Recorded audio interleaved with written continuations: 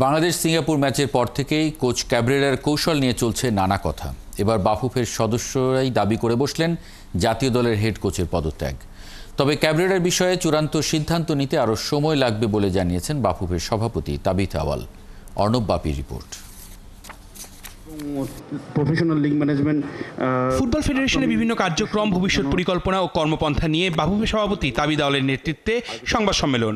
দারুণ পরিবেশটা হঠাৎ উত্তপ্ত হয় যখন মাইক্রোফোন হাতে পেলেন বাফুফের কার্যনির্বাহী কমিটির সদস্য সাখাওয়াত হোসেন শাহিন। তিনি সরাসরি জাতীয় দলের হেড কোচ ক্যাব্রেরার পদত্যাগ দাবি করে বসেন এশিয়ান কাপ বাছাই পর্বে সিঙ্গাপুরের বিপক্ষে 2-1 গোলে হারের কারণে। আমি ন্যাশনাল টিম কমিটির সদস্য হিসাবে আমি 18 কোটি বাংলাদেশের মানুষকে মুক্ত করার জন্য ক্যাব্রেরার পদত্যাগ চাচ্ছি।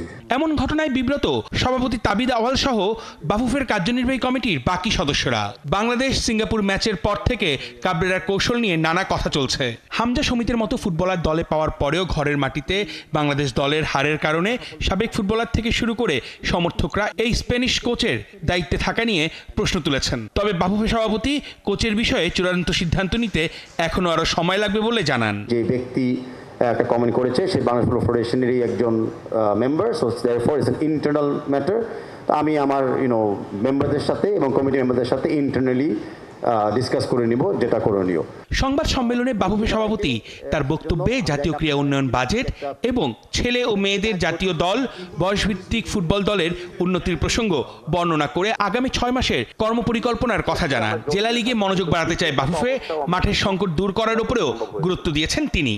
এই যে আন্ডার 19 পিছিয়ে থাকতে কেউ গোল দিচ্ছে, নারীরাও পিছিয়ে থাকার পরেও গোল দিচ্ছে, আমাদের ন্যাশনাল টিমও পিছিয়ে থাকার পরে গোল দিচ্ছে, সেটা কিন্তু একটু উল্লেখ আমি করতে চাচ্ছি যে আমাদের টিমের মেন্টাল স্ট্রেংথটা কিন্তু অনেক বেড়ে যাচ্ছে। আমি আশা করি আগামী 3.5 বছর যেটা আমাদের কমিটি আন্ডার রয়েছে আমরা আরো ভালো ভালো কিছু প্রগ্রেস এই জায়গায় দেখতে পারবো। ঘরোয়া ফুটবলের মান উন্নয়ন সহ বছরব্যাপী জেলা বিভাগে লিগ আয়োজনের কথা বলা হয় সংবাদ সম্মেলনে। বাংলাদেশের ফুটবল ফ্যানদের দ্বারা অর্ণব বাপি, 71।